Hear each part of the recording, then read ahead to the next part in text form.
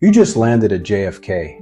You're tired, your bags are heavy, and you need to get to your hotel. A taxi driver is already beckoning. Here's what you need to know before you say yes. Most first-time visitors to New York make the same mistake the moment they land at JFK.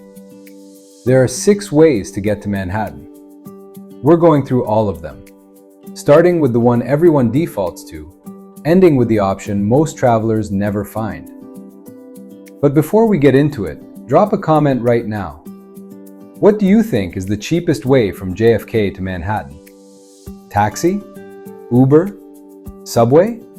Take a guess. We'll come back to it. The yellow cab is waiting right outside arrivals.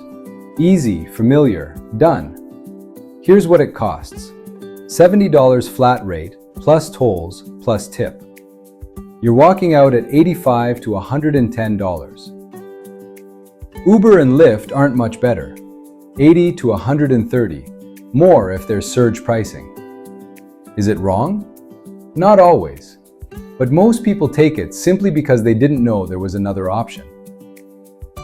Some travelers spot the shared shuttle van and think they've found the budget move.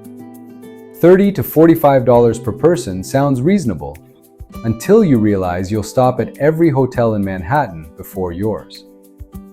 Journey time can stretch to 90 minutes or more. Skip it. Now here's where most travelers think they're being clever. They see signs for the AirTrain and assume free transit. Here's the catch everyone misses. The AirTrain is only free inside the airport, between terminals. The moment you try to exit toward the city, you hit a fare gate. $8.50 per person. Most people don't know this until they're standing right in front of it.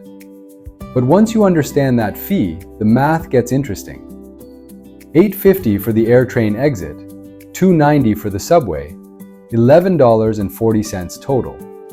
That's the cheapest ride into Manhattan that exists.